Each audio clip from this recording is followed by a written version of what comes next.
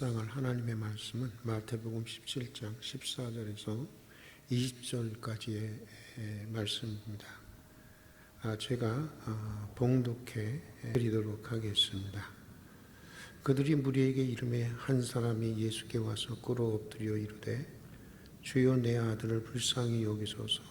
그가 간질로 심히 고생하여 자주 불에도 넘어지며 물에도 넘어지는지라. 내가 주의 제자들에게 데리고 왔으나 능히 고치지 못하더이다. 예수께서 대답하여 이르시되 믿음이 없고 패역한 세대여, 내가 얼마나 너희와 함께 있으며 얼마나 너희에게 참으리요. 그를 이리로 데려오라 하시니라. 이 예수께서 꾸짖으시니 귀신이 나가고 아이가 그때부터 나으니라. 이때 제자들이 조용히 예수께 나와 이르되 우리는 어찌하여 쫓아내지 못하였나이까. 이르시되 너희 믿음이 작은 까닭이니라.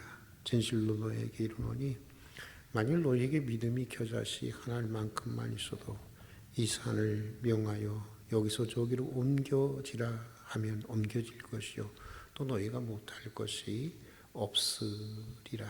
여러분 만나서 반갑습니다. 오늘도 하나님의 은혜 가운데 하루 일과를 마치고 비록 늦은 시간이지만 기도의 자리로 나와주셔서 진심으로 감사를 드립니다. 우리는 매주 금요일마다 복음서에 있는 예수님의 기적에 대해서 살펴보면서 은혜를 나누고 있습니다.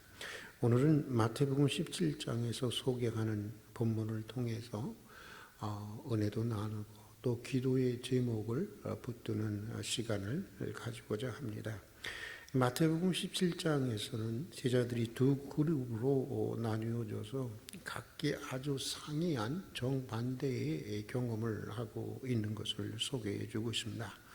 1절에서 13절은 예수께서 베드로와 요한과 야고보를 데리고 변화산에 올라가 하나님의 놀라운 임재와 영광을 체험하면서 변화하는 아주 놀라운 장면을 소개해 주고 있습니다. 그러나 그때 산 아래서는 매우 부끄럽고 무력하고 절망스러운 일이 벌어지고 있었습니다. 베드로와 야고보와 요한을 제외한 남아있던 제자 9명이 귀신에 사로잡힌 어린아이 하나를 치료하려고 애를 썼지만 하면 할수록 더욱더 아이의 발작은 심해지고 있었습니다. 주변에 있던 많은 구경꾼들이 이 일을 보면서 비웃고 있었습니다. 여러분 왜였을까요? 예수님의 제자들은 왜 이렇게도 무력했던 것일까요? 사실 제자들은 모두 예수님에게서 제자로 부름을 받을 때 이 귀신을 내어쫓고 모든 병을 고치고 하는 그런 권능을 부여받은 사람들이었습니다. 마태복음 10장에 보면 이렇게 말하고 있습니다. 예수께서 12 제자를 부르사 더러운 귀신을 쫓아내며 모든 병과 모든 약한 것을 고치는 권능을 주시니라. 그러니까 이미 예수님에게 이들은 모두 권능을, 그런 능력을 부여받은 사람들이었다고 하는 것입니다. 그런데 본문에서는 이들이 아무리 애를 써도 귀신이 나가지 않는 것입니다. 지금까지는 예수님께서 주신 권능으로 또 예수의 이름으로 또 예수님이 하신 방법대로 그 귀신을 내어쫓고 모든 나약한 것들을 고치고 병든 자를 치유하는 그런 제자들이었는데도 말입니다. 무엇이 문제였을까요? 본문을 통해서 제자들이 무력하게 실패한 원인이 어디 있는지를 살펴보면서 우리도 믿음의 생활에서 종종 직면하게 되는 우리의 무력함과 실패의 원인을 생각해보고 또 극복하는 길을 찾아보고자 합니다.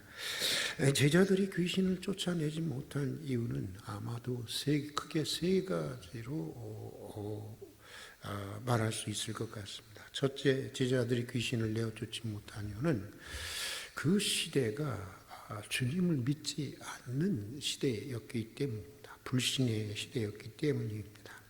제자들이 귀신 들린 아이를 치료할 때 거기 모여있던 많은 사람들에게는 믿음이 없었습니다. 그것이 주님의 능력을 막는 하나의 원인이 되었다고 하는 것입니다. 우리 다 같이 한번 17절의 말씀을 읽어보겠습니다. 예수께서 대답하여 이르시되 믿음이 없고 패역한 세대여 내가 얼마나 너희와 함께 있으며 얼마나 너희를 잡으려 그를 이리로 데려오라 하시니라. 이 제자들에게도 원인이 있었지만 제자들만의 문제가 아니었다고 하는 것입니다. 믿음이 없고 패역한 세대가 문제이기도 했던 것입니다. 예수께서 고향인 나사렛 예수에서 많은 기적을 행하신 이유가 있었습니다. 마태복음 13장에 보면 이렇게 말씀하고 있습니다.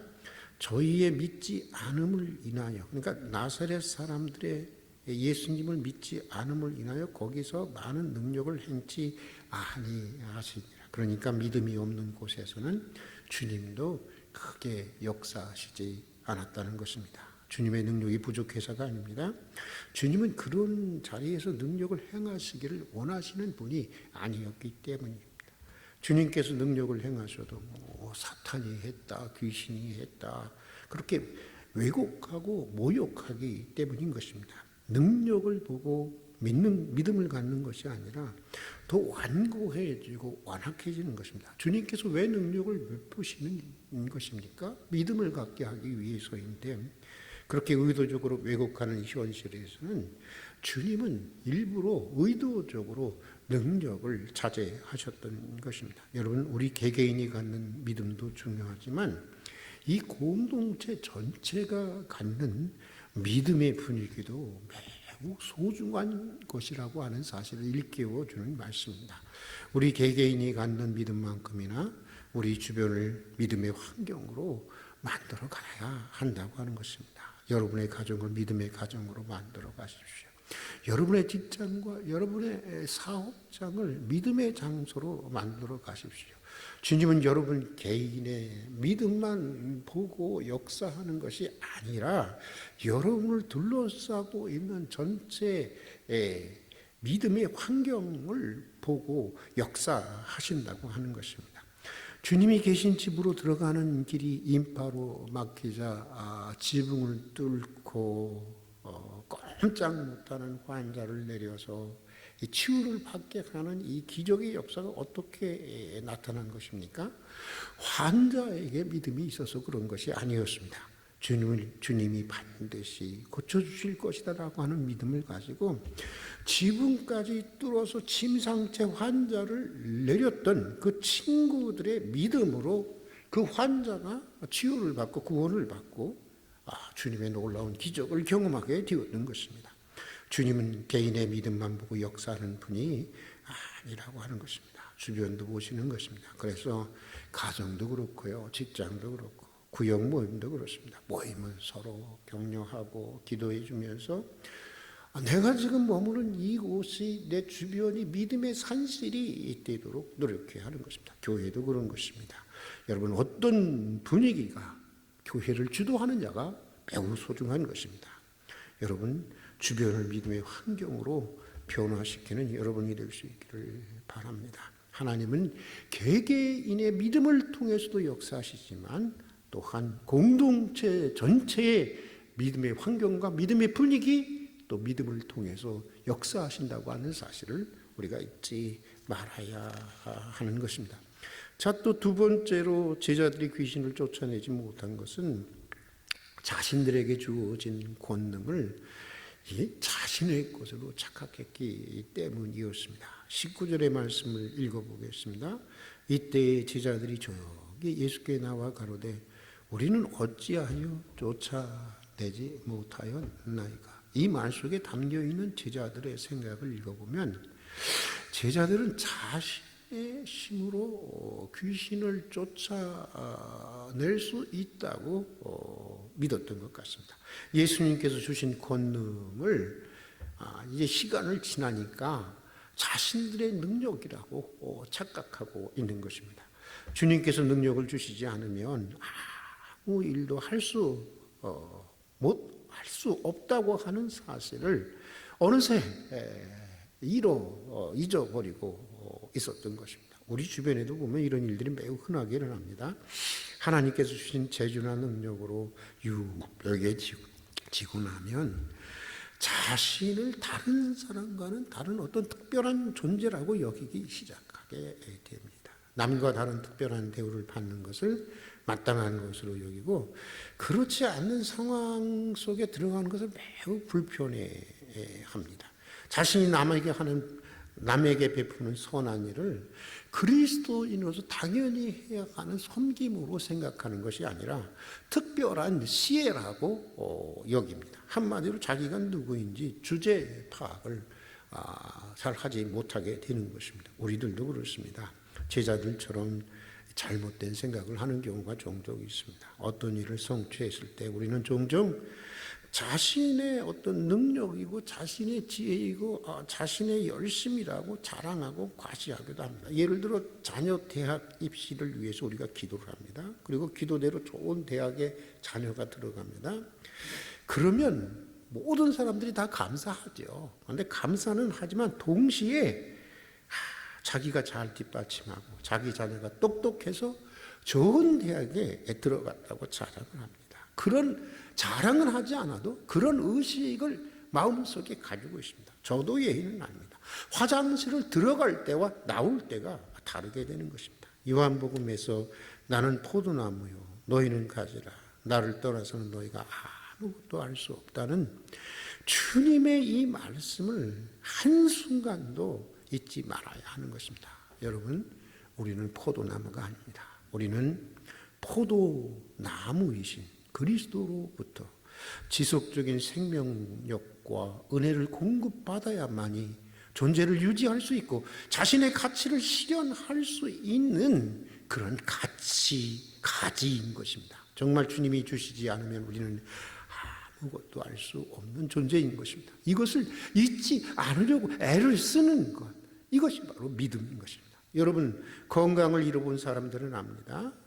여러분, 솔직히 주님이 건강을 주시지 않는다면 우리가 뭘 할 수 있겠어요? 물론 사람의 노력이라는 건 매우 소중합니다. 그러나 주님이 건강도 주시고 그나마 그래도 재능도 주시고 그나마 지혜도 주셨으니까 할 수 있는 것입니다. 하다못해 호흡이라는 것도 그래요. 여러분, 호흡 한번 생각해 보세요. 우리는 스스로 이게 호흡을 한다라고 그렇게 여기면서 살아갑니다. 그러나 그렇지가 않습니다. 여러분, 지금부터 한번 숨을 쉬지 않을 것이다. 마음을 먹고 한번 숨을 쉬지 말아 보십시오. 얼마나 버틸 것 같아요? 정도의 차이는 있지만요, 대부분 2분도 버티지 못하고 다시 숨을 쉬게 될 것입니다. 그렇다면 여러분, 우리가 숨을 쉬는 것입니까? 아니면 숨을 쉬게 되는 것입니까? 하나님이 숨을 주시고 하나님이 쉬게 하시는 것입니다. 호흡 하나하나가 다 하나님이 허락하셔야만이 할 수 있는 하나님의 은총인 것입니다. 죽을 작정을 한 사람이 아니라면 하나님이 숨을 주시면 아무리 지가 숨을 쉬지 않으려고 해도 숨을 쉬게 되는 것이고, 하나님이 숨을 거두어 가시면 아무리 숨을 쉬려고 해도 숨을 쉴 수가 없는 것입니다. 우리는 모두 포도나무이신 주님 아니면 아무것도 할 수 없는 가지라고 하는 사실을 인정해야 하는 것입니다. 이것이 바로 믿음인 것입니다. 매 순간 주님이 공급해 주신 포도나무이신 주님께서 공급해 주시는 생명력과 은총과 힘으로 사는 것으로 여기고 늘 겸허하게 주님의 능력을 구해야 하는 것입니다. 그렇게 살아가다 보면 주님의 놀라운 이적도 기사도 경험하게 되는 것이고, 또 놀라운 이사와 기적을 일으키는 믿음의 통로로도 사용될 수가 있는 것입니다. 그것을 배워 나아가는 여정, 그것이 바로 믿음의 여정인 것입니다. 여러분, 지금 나를 통해서 주님의 놀라운 이사와 기적이 일어난다고 그게 다 좋은 것이 아닙니다. 오히려 그것이 하나님이 허락하신 악마의 도실 수도 있는 것입니다. 내가 주님의 이름으로 귀신을 내어쫓았습니다. 내가 주님의 이름으로 병자를 치유했습니다. 내가 주님의 이름으로 능력을 행했습니다. 그러나 그날에 주님이 나는 너를 도무지 알지 못한다 할 수도 있는 것입니다. 차라리 본문의 제자들처럼 일단 좀 망신을 당하고 실패하고 깨어지고 부끄러움을 당해도 모든 것들이 다 주님의 은총임을 아는 그런 깨달음이 있어야 하는 것입니다. 주님은 포도나무, 나는 가지. 이 평범한 진리, 이것을 잊지 말아야 하는 것입니다. 자, 또 세 번째, 제자들이 귀신을 내어주지 못한 것은 제자들의 믿음이 부족했기 때문입니다. 우리 다 같이 한번 20절의 말씀을 읽어보겠습니다. 이르시되 너의 믿음이 작은 까닭이니 진실로 너에게 이르노니 너희가 만일 믿음이 한 겨자씨만큼만 있으면 이사를 명하여 여기서 저기로 옮기라 하여도 옮겨질 것이요 또 너희가 못할 것이 없으리라. 예수께서 제자들을 향해서 믿음이 작다고 하셨습니다. 여러분, 믿음이라고 하는 것은 생물체와 같아서 변화하고 또 성장하는 것입니다. 성장이 모든 생명체의 건강의 척도가 되는 것처럼 건강한 믿음은 반드시 성장하게 되어 있는 것입니다. 그러나 예수님과 3년 동안 동고동숙하면서도 제자들의 믿음의 성장은 예수님의 기대에 미치지 못했던 것이죠.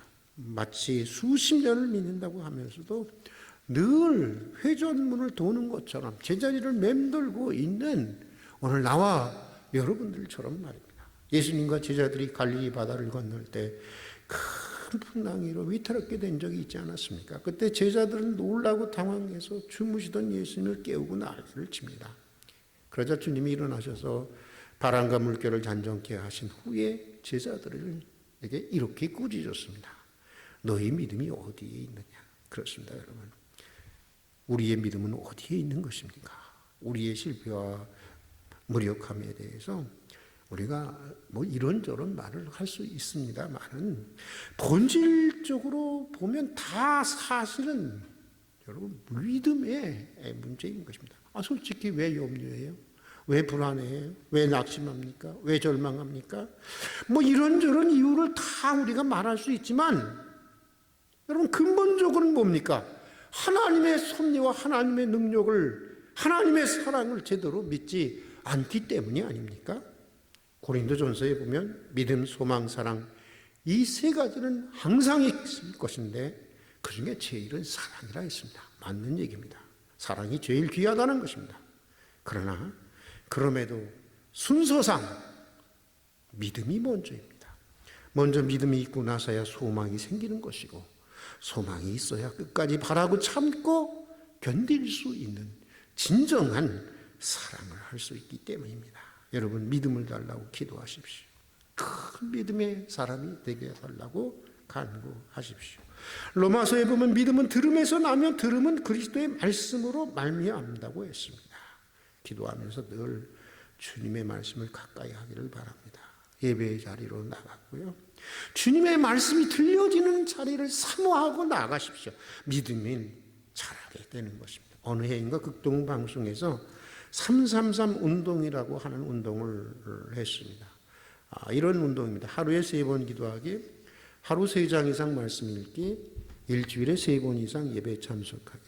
다른 건 다 할 수 있어도 직장 관계로 일주일에 내가 3번 이상은 예배 참여하기가 어렵습니다 하시는 분이 있겠지만 그러면 어느 때고 간에 여러분 상관없이 시간이 될 때 유튜브라든지 기독교 방송 예배를 드리십시오. 가정 예배를 드리고 싶은데 말씀을 전하는 그런 사람이 없어서 문제가 됩니까? 그러면 날마다 새벽기도 말씀을 전하시는 김동훈 목사님의 날기새 유튜브를 들으시면 됩니다. 인터넷 시대 우리의 문제는 사실 의지이고 열정의 문제입니다. 이제 시간이 없어서 못한다는 그런 변명을 할 수 있는 시대는 이미 지나가고 있습니다. 그리고 한 가지 더, 저는 333에 3을 하나 더한 운동을 제안합니다.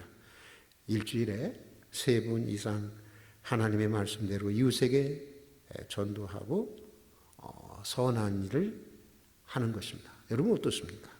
우리 3333 작은 노트를 만들어서 하루하루 실천 여부를 체크하고 실천을 했을 때 받는 경험을 아주 짧게 메모해 보도록 해보십시다. 그렇게 살다 보면 분명히 믿음이 자랄 것입니다. 그리고 그렇게 믿음이 성장하다 보면 하나님의 크신 능력을 경험하게 되고 또 하나님의 크신 능력을 드러내시는 하나님의 통로로 사용되게 되는 것입니다. 그런 능력 있는 믿음의 사람이 되기를 축복하면서 오늘 여기까지 하도록 하겠습니다. 같이 기도하겠습니다. 오늘도 은혜 가운데 하루 일과를 마치고 늦은 시간이지만 다시 예배와 기도의 자리로 불러주신 것을 진심으로 감사드립니다. 이 밤도 기도의 문을 열어주시고 하늘의 문이 열리고 주의 성령이 강림하는 은총의 시간이 되게 해 주시옵소서. 오늘 주신 말씀대로 믿음의 사람들이 되게 해 주시옵소서.